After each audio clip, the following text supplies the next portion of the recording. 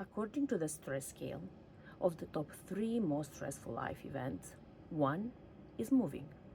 According to the United Nations World Tourist Organization, roughly 80% of the global population has never traveled internationally. But suppose you factor in more and are interested in listening to a real life stories. I wish I could come up with a word that describes all I have said above, but that would be almost impossible. The challenges each newcomer faces when they immigrate to a different country are unique formulas for each of us that will put you exactly where you are now, in most cases better or equal to what you left behind. To accomplish your objectives, it is one person who can help you be who you are, and that person is you. But on your journeys along the yellow brick road, each of us has a story to tell, which usually starts with a destination. In this case, I'm inviting you to listen to the podcast Stories of Grit, Grace, and Greatness 100 Women Who Make It Possible. Thank you for listening. Hi, and welcome to our short series of some portraits of amazing women who are going smoothly and nicely, despite of the bumps, through life with great, and greatness. Welcome today, Shirin Ariff. I'm so lucky and happy to have you. I know a little bit about your story, but I wanted you to tell us the most important part because the rest of the details will be part of your chapter story in the book. Welcome to our podcast. Much, Gabby, for having me on your podcast. I'm deeply honored. I've watched some of your episodes, and the stories of these women are so moving and so inspiring. Thank you. Thank you. Tell us your inspiring story. If you want to start with something about your background, because all the women who are part of this project, they were not born in Canada. They are from, the early age arrival or, a little bit late arriving. What's your story? So I was born and raised in a traditional Muslim family in India. And my dad was the 13th kid in the family. So my mom had a lot of pressure from all her in-laws to be on top of things. And a lot of the decisions that were made on how we would grow up was based on what will people say, you know. That's how I grew up. The only good thing was that my mom thankfully put us in a very good school, and I went to Catholic school, and I was raised by Irish nuns, and that was progressive thinking in India back in the late 70s, early 80s. That's when I went to school. And The only reason why we would go to a Catholic school was because only Catholic schools would mostly teach English, and all the subjects and courses were also taught in English. So I grew up in that school, and um, in school we were taught women have power. You know, it was all about women empowerment. These nuns were doing a great job helping us find our voice and, you know, to stand up for things, to do good things in the world. But when you go back home, you're a woman, you just be in one corner, like do what the other women are doing. So basically, my education was not for me to have a career. That was not the intention. But because in our family, the good women don't go out to work, and the man feels masculine and powerful when he's the provider for the family. So the women don't go out to work. If a woman goes out to work, she's doing the job of a man. So I was asked to finish my grade 12 and get married, like most of my cousins did.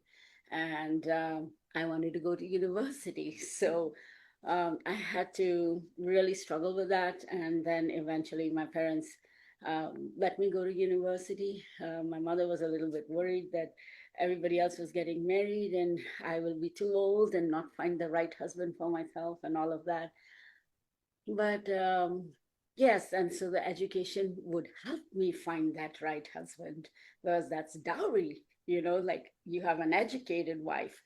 So that was the culture. And so I grew up very confused. Uh, you're sending me to school so that I feel I can think for myself. And then you don't want me to think for myself. So I always got into trouble because of that. And then I finished my university. Actually, I didn't finish my university in the third year. When I was in my third year, my parents got me married. I did finish my university, but after marriage, and I did my honors in English. My first husband was a wonderful man.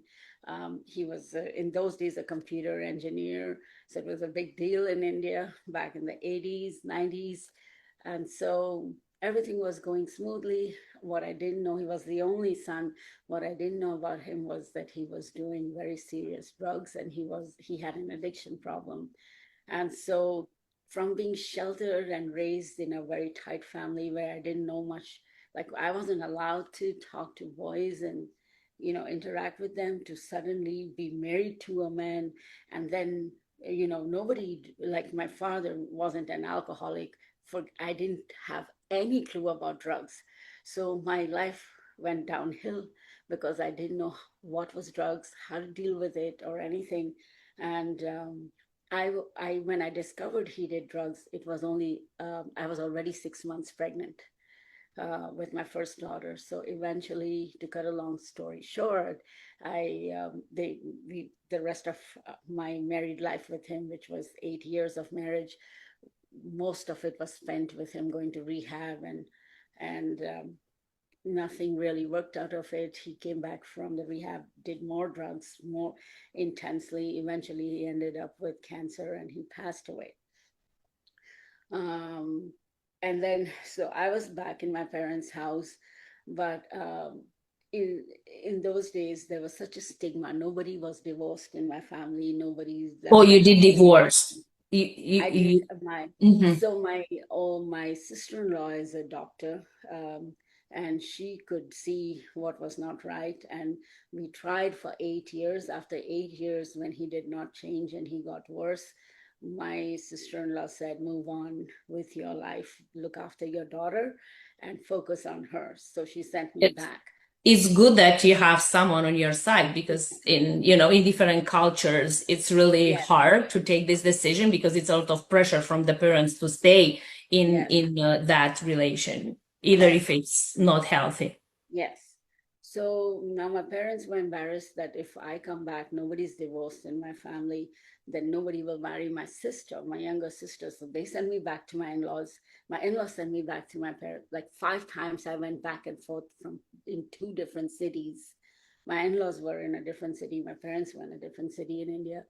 And then eventually my dad put his foot down and said, no, like just he told my mother to let me be here. And then I went back to school, did my B.Ed.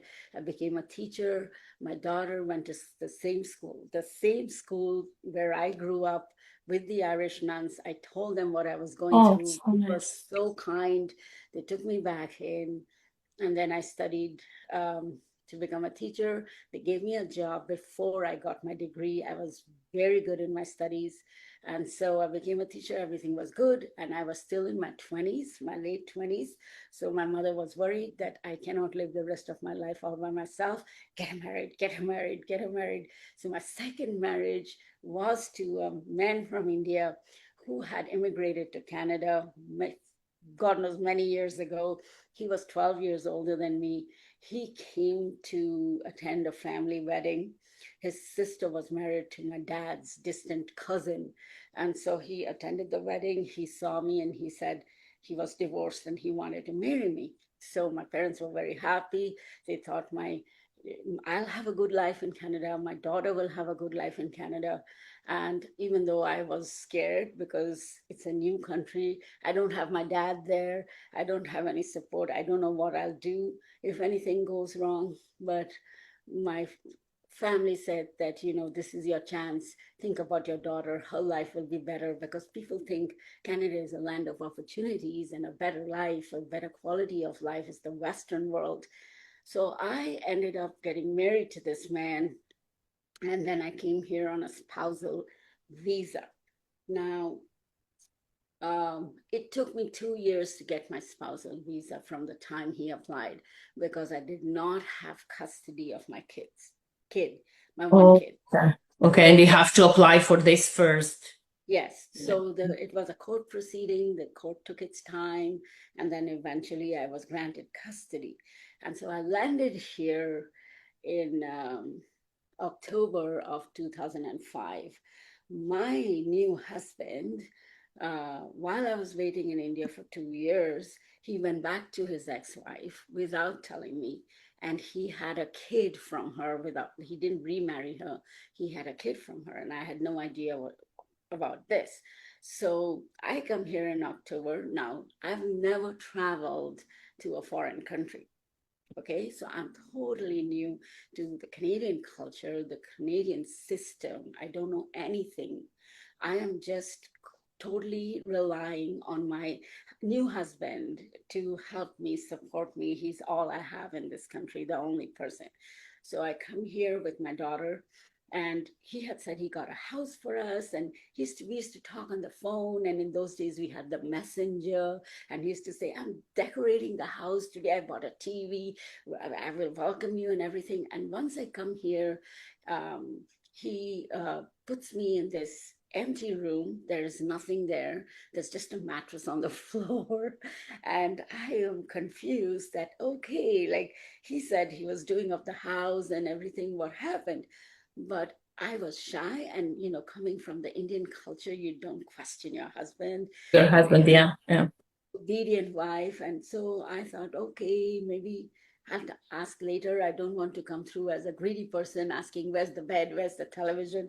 So I adjusted. And that was the beginning of the worst life I could have ever had. So people come to Canada and have a better life.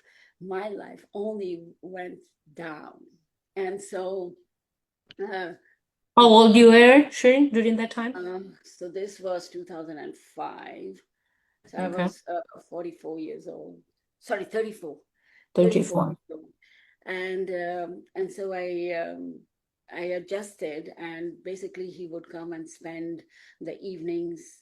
He would spend the mornings and days with me, and the evenings he would go away. And he said, "This is Canada. I do night shift work. I have to pay child support for my ex. I have two kids from her, so I have to pay child support. So my work is night shift." So I believed him, because he was running immigration company, and he said most of his clients were from India. So when it's night here, it's day there. So I do all my talking, my phone call, and everything at that time. So I believed him. And then there were two rooms. So one room became my bedroom, and the other room, he made it into a small office space. And he said, "You don't have to work as a teacher over here. You will work for me. This is our business." And so he started teaching me how to fill out the immigration forms. And obviously, I'm a teacher. I know how to write letters and fill up forms. And he gave me the information. So I was doing all the clerical work for him. Then he started saying, "You do the receptionist work for me. You do the client intake." And one by one, he started piling more and more work, but I never got paid. And he said, "You're the boss. So why do you this is your company, this is your business. You're getting all the things you want. I am buying the grocery for you. You have a roof on your head. Why do you need money? I'm paying all the bills for you, the utility bills and the phone bill. Why do you need money?" And he gave me in those days there were flip phone, no smartphone. Yeah, and, yeah. and you know how you give phone to your kid when they're growing up, and you say you can call only 3 numbers. So it was that kind of phone where I could only call him. Oh my God. That was the So beginning. controlling. Yes, because he didn't want me to know anything about women's rights in this country, what's And going what on, happened? Yeah. and I don't get out of his grip. So after that, within 6 months of coming here, the thing was I had no education about uh, as an immigrant woman, I was totally depending on what he was saying. I had no education of what are my rights. What should I do? You know, as a newcomer, what do I need to know in this country that would support me and my daughter? So anyways, I put my daughter in a public school, and then I was working day and night with him, and then not night, day with him, and then he would go away.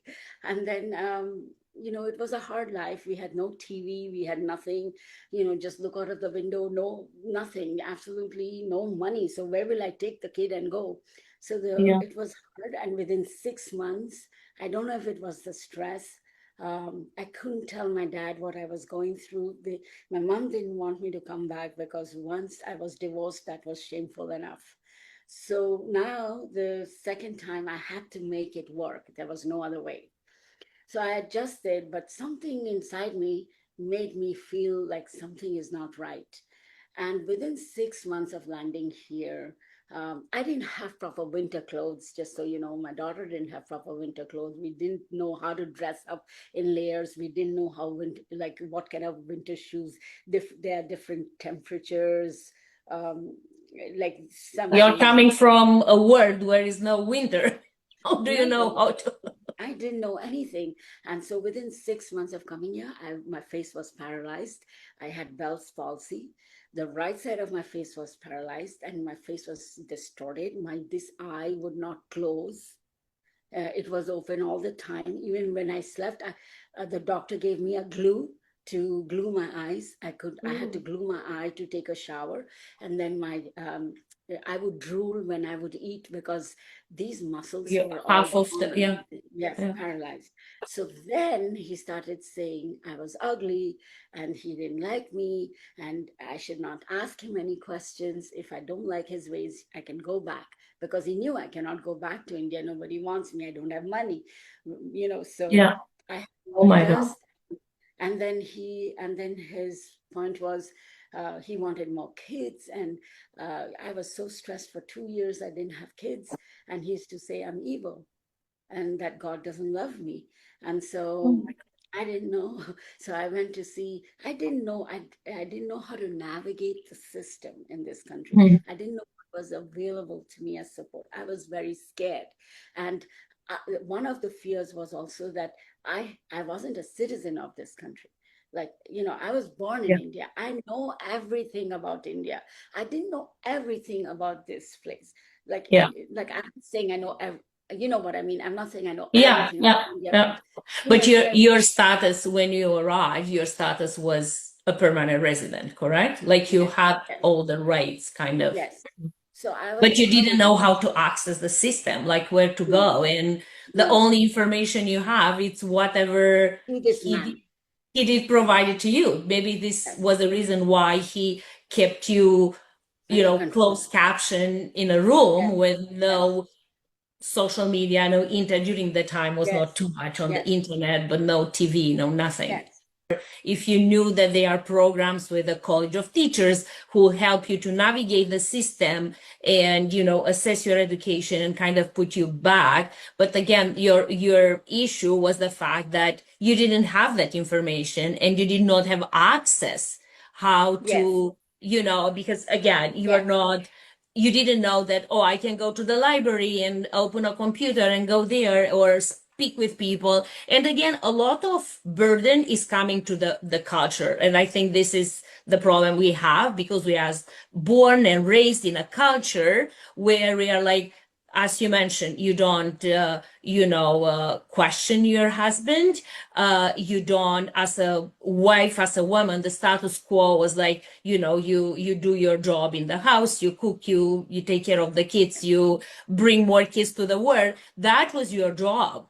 Like yes, it was not, like you are not in any power position, which no, all the power was to your husband. And maybe this is why, like it's hard for someone, special women who are coming from yes, different cultures, to come and say, I'm done, I'm exiting. And sometimes, as we read in many newspaper or online or whatever, if they are deciding that they want to do that, they could be killed yes, before they will. Like, it's when you are making this decision, it's kind of, you have to look to the big picture, especially when you have a kid, like how I'm exiting this safely, where I'm going, how Yes, he'll not be able to find me because I know he will kill me, or what yes, about my parents, what my parents will say, especially in your case, I'm going to the second divorce, everyone will talk about me. Like, it's so much pressure. pressure. Correct. How you end up exiting this pressure? Yes. So I did, by the way, sneak my way and end up going to the Ontario College of Teachers. I submitted to get my license because I was figuring out eventually that, this is not going to work. And so I Mhm. went there, and I was teaching in India in a great school. I was also the script marker of the IELTS exam that people give to Here in qualify. Canada. Hmm. Yes, I was for the Brit. I was the examiner for the British Council of Canada. But when I came here, they said I got to go back to school again to get the teacher's qualification. So I Hmm. actually challenged that. I challenged that, and I told them, let me do a test. If I Hmm. fail the test, then you send me back to school. I understand let me do a few courses, but Yeah, like ethics, stuff like that, that is yes, more tailored to the Canadian yes, system, educational yes, system, which makes sense. yes, Yeah, but I hear you. Like, okay, let's take like courses that did not align with what I did back home, but yes, not courses that was my job. Like, I know yes. exactly how to do that. Yes.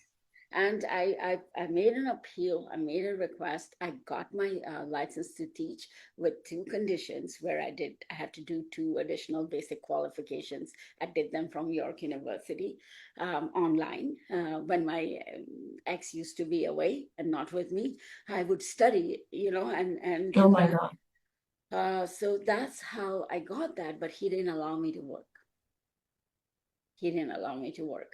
So then, because I was going through all that stress, eventually I had three children I had twins and then another kid. And then eventually I got my citizenship. Before I got my citizenship, he used to say, if you don't like anything and if you share it with anyone, I'll have you deported. So that's But you had just no idea that you could not be deported because you had a status here. no. So the confusion came with the fact that he used to say, I've gone back to my ex-wife. So your marriage is null and void. Okay. So when my own husband is saying that to me, it is scary, you know. Absolutely. And so I know my mom doesn't want me. Then I know my husband is saying, if you don't like it, I'm going to send you back to India. And I already had so much criticism from my first divorce. Everybody used to shame me and say it's my fault that my husband didn't change after doing when he was doing drugs. So it's always the woman's fault. It was my fault. I wasn't the great inspiration for him to give up all of that addiction. And so I didn't want to go back to that. The good thing that was happening in this country was, even though my life was unstable, even though I didn't have money, my child could still have a normal life, going to school, like having her life.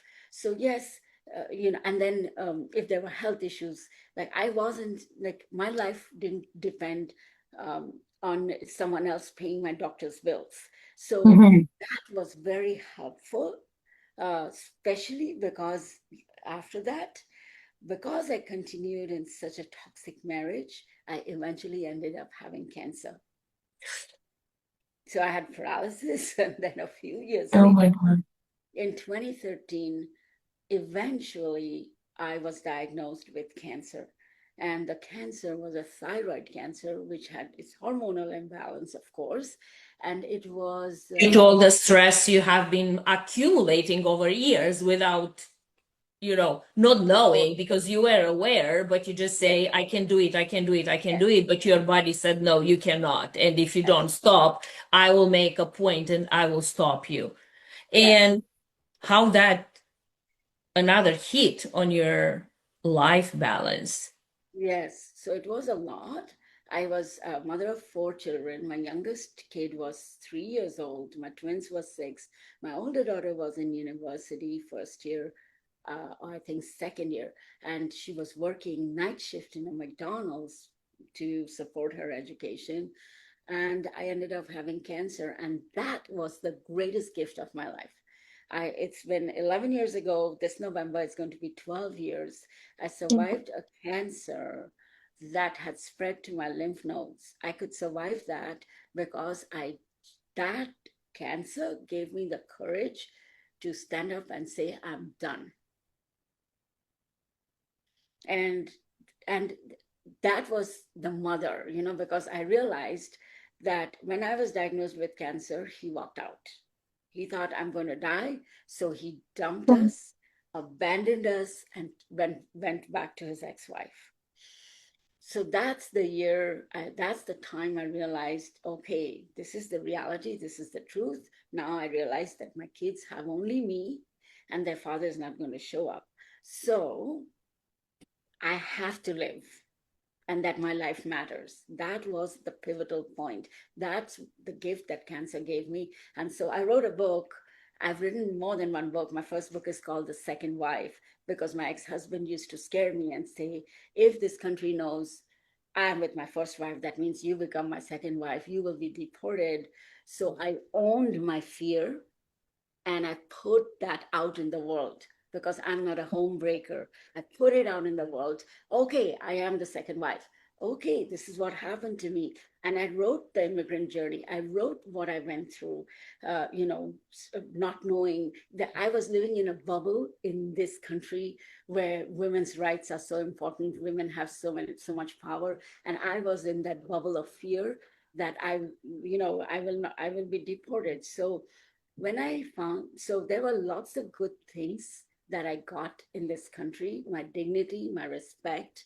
Nobody No was judgment, because no one here will, no one will was judge you shaming. based on who you Yes, are or what, yes, yeah, what you did. yes, But it's amazing that, sometimes the really pivotal things in life, which in some situation, like, in, kind of, I don't want to use the word normal family, in a standard, this is the word, mm, in a standard family, people are thinking, oh my God, like she's going down, she needs the treatment, she needs someone to take care of her.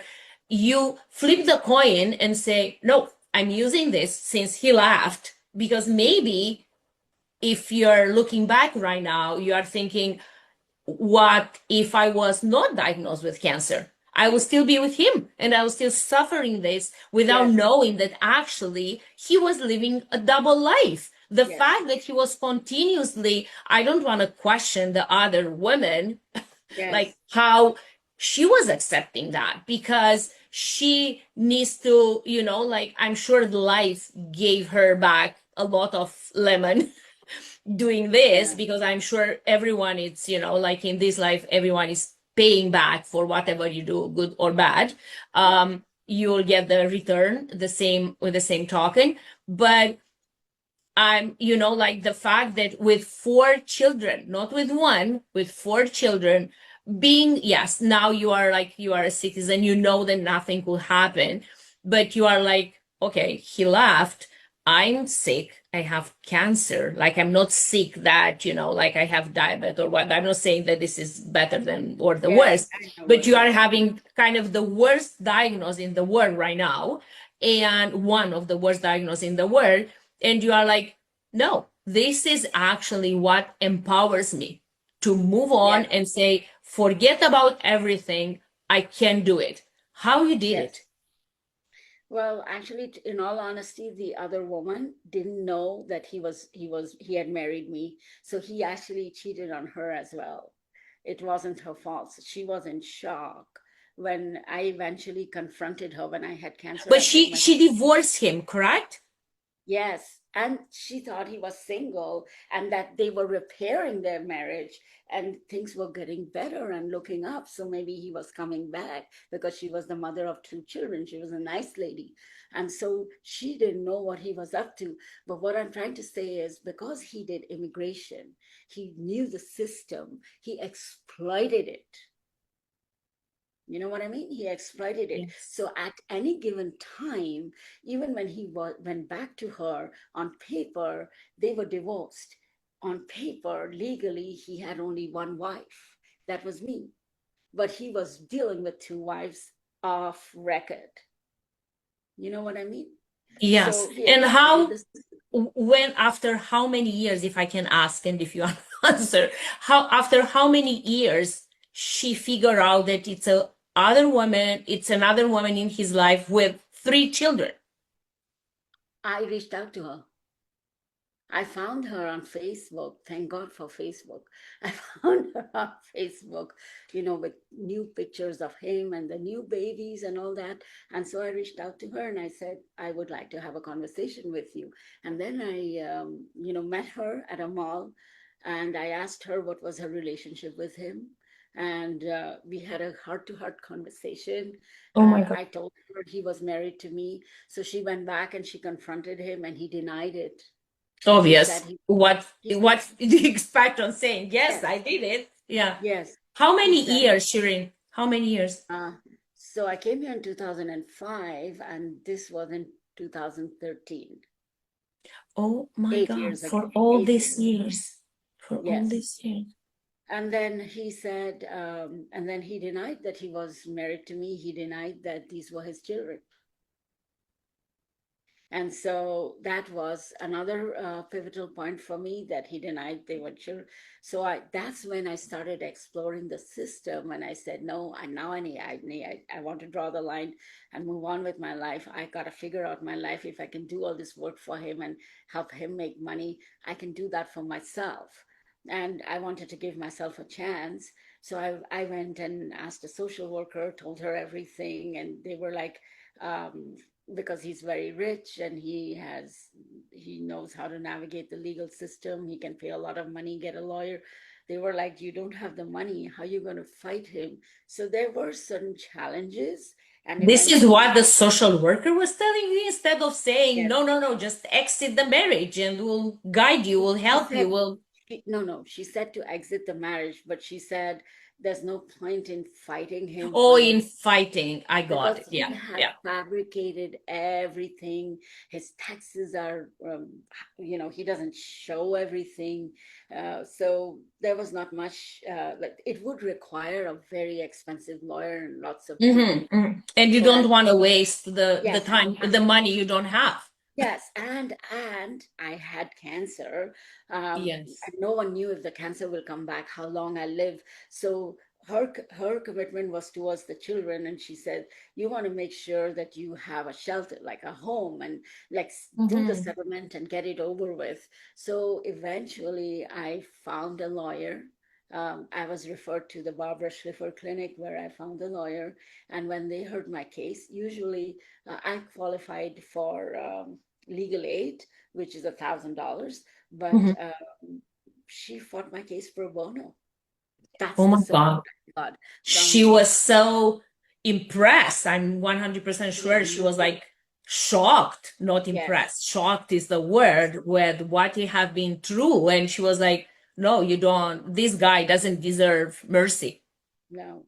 So we settled out of court um, to cut down the expenses, but I got justice. I got my children's custody. I got the house. I got some alimony, and then I started my life from there. So What now, age, Shirin? What age you start your life again from zero? and that was 2014 at 45. Wow. Third, I your did third 45. time starting your life from zero. Yes, Right. yes. So that was my third time. And since then, because when I had cancer and I went for my surgery, I didn't know whether I will live. So I'm a believer, I'm a woman of faith. So I prayed to my God and I said, please give me one more chance. I want to live this life to settle my kids. I want to be there for them. And in exchange, I will serve your people. I didn't know what Mhm. that would look like, but that was my promise to my creator. And then So, eventually, like when I came out of all that situation, whatever money I got from my settlement, I invested all that money in two things. One is real estate, and the other is my own personal development. I had education, but I Mhm. needed tools and distinctions to so that I can lead a life that my children can copy and emulate. So I have three daughters and a son, and I wanted them to understand that abuse is absolutely not acceptable. It's you don't have to compromise at all. So my daughters don't have to go through abuse, and my son does not abuse any woman. So I set that tone in my family. I ended up writing books. I speak on stage. I'm a keynote speaker. I do workshops, and I'm a life coach. So that's uh, how I serve, and I support other women that are victims of domestic abuse. I support cancer patients that feel scared that, oh my God, I have cancer and maybe I'll die. I support them. I tell them, look, I'm living testimony of how I used my mindset to have control over my life.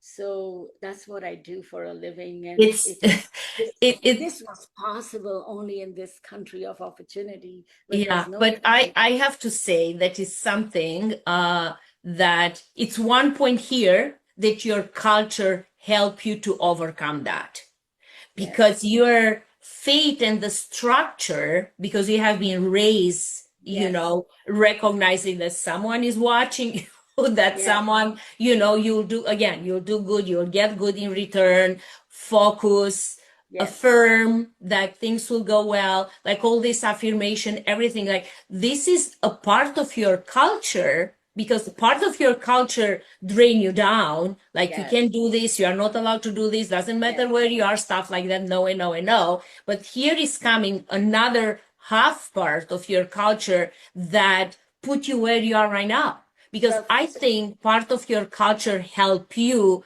to come to a point where you say, I know is someone who is watching me.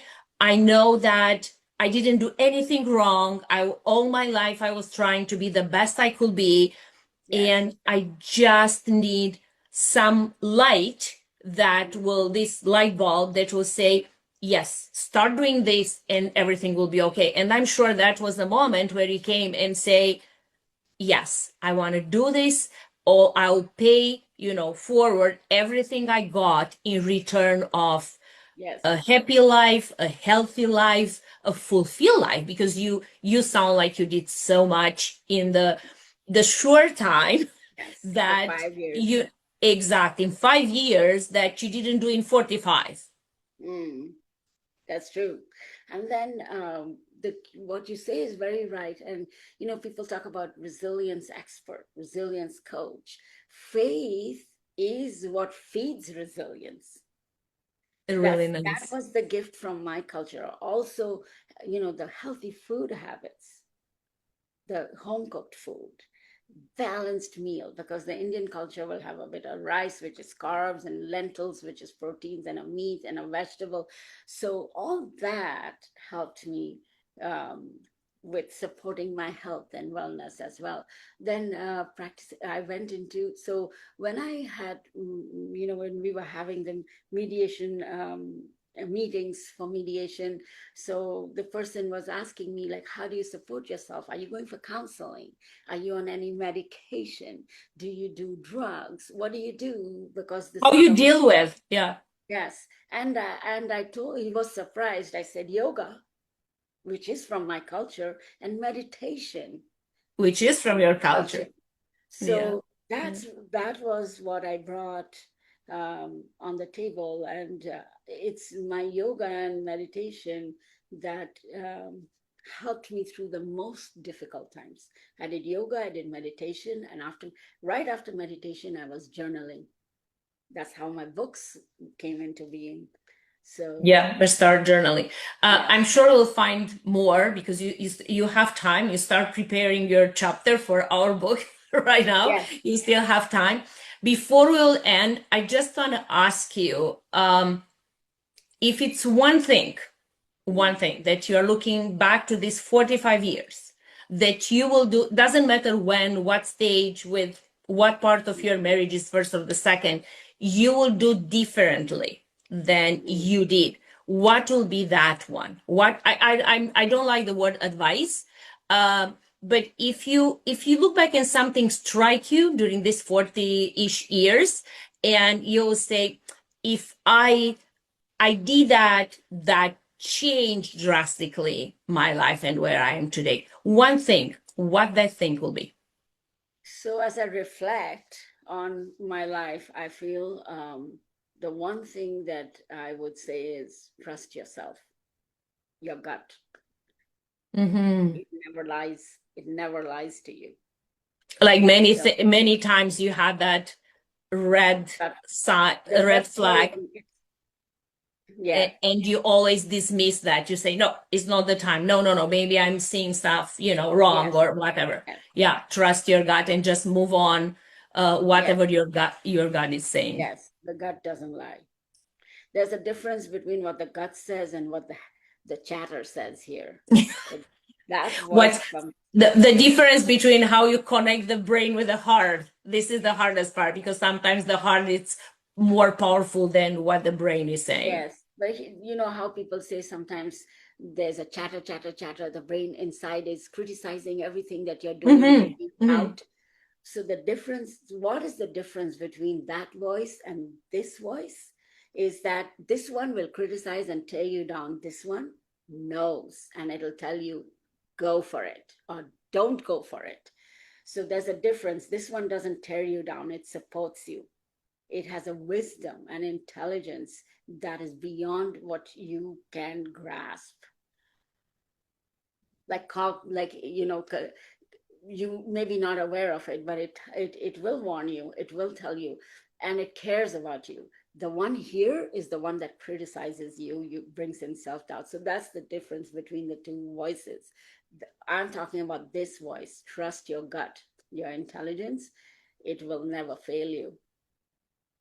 Thank you so much. I can listen to you for hours here. Thank you so much for being part of our stories. I'm sure your story will inspire many other women, maybe some from your culture, maybe some from different other cultures. They have the same structure. I'm coming from a different culture, and they have the same, mantra that no, you cannot divorce. If you are married, you have to stay there. You are the one who actually control the marriages, and it's exactly kind of similar. And I'm sure many culture, including the Canadian one, might have this. Like, it's, was an era when was, really Yes.